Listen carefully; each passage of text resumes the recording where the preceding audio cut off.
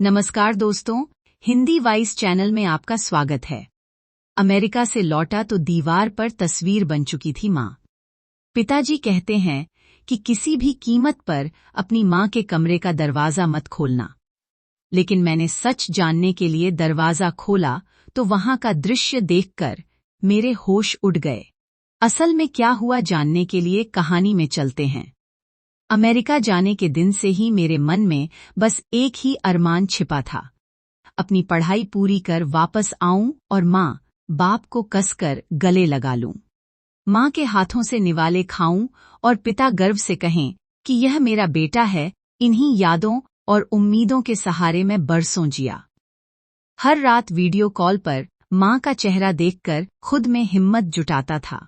जब भी मैं उनसे पूछता, माँ मैं ठीक हूँ, आप कैसी हैं, तो उनके चेहरे पर एक मुस्कान आती थी जो मुझे अक्सर झूठी लगती थी।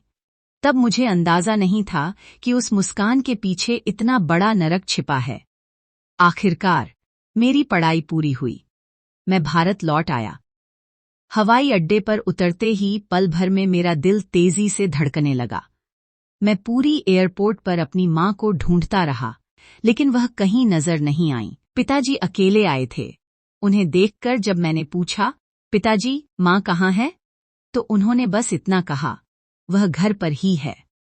उनके शब्दों में एक ऐसी शून्यता और ठंडक थी जिसने मुझे अंदर तक झकझोर दिया, पर मैंने ध्यान नहीं दिया। मैंने सोचा कि शायद पागल माँ मेरे लिए पकवान बनाने में व्यस्त होगी। मैं घर पहुंचा, गेट खोला, घर तो वहीं था, पर माँ कहीं नहीं दिखी। कदम रखते ही मेरी नजर दीवार पर गई। वहां माँ की तस्वीर टंगी थी। वह न हिल रही थी, न मुस्कुरा रही थी और न ही कुछ बोल रही थी, बस दीवार पर लटकी एक बेजान तस्वीर। माँ को उस रूप में देखकर मुझे अपनी आंखों पर यकीन नहीं हुआ। मैं माँ कहकर फूट कर रोने लगा। माँ, मुझे इस तरह अकेला छोड़कर क्यों चली गईं? मैं अपना सीना पीटकर रोया। ऐसा लगा मानो मेरा दिल हजारों टुकड़ों में टूट गया हो और मेरी दुनिया पूरी तरह हो गई हो। तभी पिताजी की आवाज सुनाई दी। उन्होंने कहा, तुम्हारी माँ मानसिक रूप से बीमार हो गई थी, इसीलिए उसने ऐसा कदम उठाया। उन शब्दों ने मेरे भीतर एक संदेह पैदा कर दिया। जो माँ मेरे जाने से पहले बिल्कुल स्वस्थ थी, वह अचानक मेरे जाते ही ऐसी कैसे हो गई? उसे मानसिक बीमारी अचानक कैसे हुई? इससे पहले कि मैं सवाल पूछता, घर में एक और महिला दाखिल हुई। माथे पर सिंदूर, गले में मंगलसूत्र, और वह पिताजी के बगल में आकर खड़ी हो गई। मेरा गला सूख गया। ये कौन है? पूछने पर पिताजी ने बड़ी सादगी से कहा, यह मेरी पत्नी है। उस पल लगा जैसे मेरी दुनिया ही ढह गई। वह महिला बैठ गई और माँ के बारे में बोलने लगी, तुम्हारी माँ गलत रास्ते पर चली गई थी, घर में किसी से बात नहीं करती थी। तुम्हारे पिता कितने महान हैं जो यह सब झेलते रहे। उसके शब्द मेरे कानों में कांच की तरह चुभ रहे थे। पिताजी सिर झुकाए बैठे थे, उनके मुंह से एक शब्द नहीं निकला।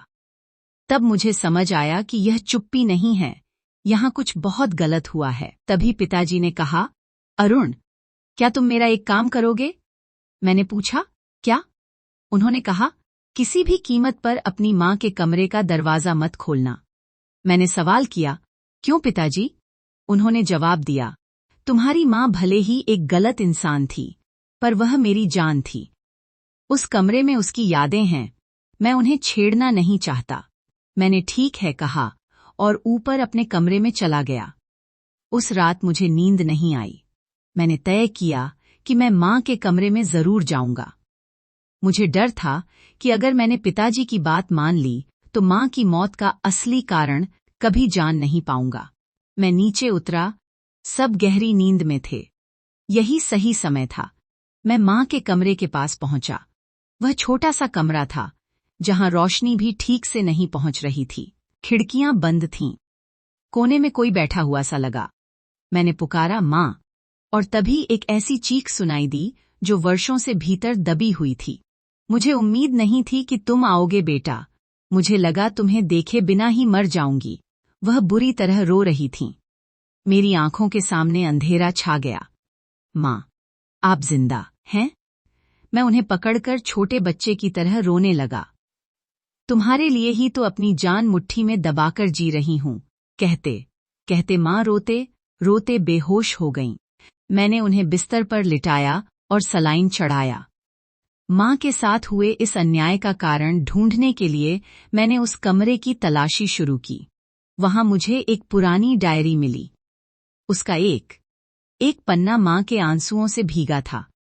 उसमें लिखा था, तुम्हारे पिता किसी और महिला के साथ रह रहे हैं। जब मैंने विरोध किया तो उन्होंने मुझे ही गलत ठहरा दिया। मुझे पागल साबित करने के लिए वे मुझे जबरदस्ती डॉक्टरों के पास ले जा रहे हैं। दवाइयां नहीं देते, लेकिन मेंटल इलनेस की फर्जी रिपोर्ट बनवा ली है। वह पढ़कर मेरे हाथ कांपने लगे। अलमारी में कुछ और लिफाफे, हॉस्पिटल की रिपोर्ट और पिताजी के हस्ताक्षर वाली दवाइयों की लिस्ट मिली जो मां को कभी दी ही नहीं गई थीं। एक और लिफाफे में कुछ तस्वीरें मिलीं। उन तस्वीरों को देखकर मुझे पिताजी से घृणा होने लगी। वे तस्वीरें पिताजी की उस महिला के साथ शादी से पहले की थीं। होटलों और यात्राओं की। मां पर लगाया गया हर आरोप झूठा। यह सब इत्तेफाक नहीं, बल्कि एक सोची समझी साजिश थी। सुबह होते ही मैं पिताजी के सामने खड़ा हो गया। मैंने वह डायरी, तस्वीरें और रिपोर्ट्स मेज पर रख दीं। पिताजी का चेहरा सफेद पड़ गया, उनकी जबान नहीं खुली। मैंने बस इतना कहा, पिताजी, मां पागल नहीं है, आप अपराधी हैं जिसने एक औरत की जिंदगी तबाह कर दी। उसके बाद मैंने उनसे एक शब्द भी नहीं कहा। उसी दिन मैं मां को उस घर से बाहर ले आया और अस्पताल ले गया। डॉक्टर ने साफ कह दिया कि मां को कोई मानसिक बीमारी नहीं है। यह सब गहरे भावनात्मक सदमे का परिणाम है। मैंने मां का हाथ पकड़कर बच्चों की तरह आंसू बहाए और वह पहली बार सच में मुस्कुराईं। अब वह दीवार पर टंगी कोई तस्वीर नहीं थी, बल्कि वह देवी थीं जिन्होंने मेरी जिंदगी को नया जीवन दिया। वह मेरी सांस हैं। उस दिन के बाद मेरे लिए उस घर की चौखट एक बीता हुआ बुरा सपना बन गई। मैंने मां के हाथ थामे और एक नए शहर में अपनी छोटी सी दुनिया बसाई। अब मां के चेहरे पर वह झूठी मुस्कान नहीं थी, बल्कि अपनी खोई हुई गरिमा को वापस पाने का सुकून था। मैंने तय कर लिया था कि जिस मां ने मेरे भविष्य के लिए चुपचाप वह नरक सहा, अब उसके वर्तमान को मैं खुशियों के स्वर्ग में बदल दूंगा। पिताजी ने कई बार संपर्क करने की कोशिश की, शायद अपनी छवि बचाने के लिए या फिर बुढ़ापे के डर से, लेकिन मेरे लिए वह रिश्ता उसी दिन मर गया था जब मैंने उस कमरे का दरवाजा खोला था। आज जब मैं दफ्तर से घर लौटता हूँ और माँ अपने हाथों से मुझे निवाला खिलाती हैं, तो मुझे महसूस होता है कि मेरी पढ़ाई और मेरी कामयाबी आज जाकर सफल हुई है। माँ अब केवल जीवित नहीं हैं, वह फिर से जीना सीख रही हैं। और उनके चेहरे की यह असली चमक ही मेरी सबसे बड़ी जीत है। अगर यह कहानी आपके दिल को छू गई हो, तो कृपया इसे लाइक करें और अपनी राय कमेंट में जरूर बताएं। अगर आप हमारे चैनल पर नए हैं, तो कृपया हिंदी वॉइस चैनल को सब्सक्राइब करें। मैं आपके लिए ऐसी ही और कहानियां लाती रहूंगी। कहानी देखने के लिए धन्यवाद।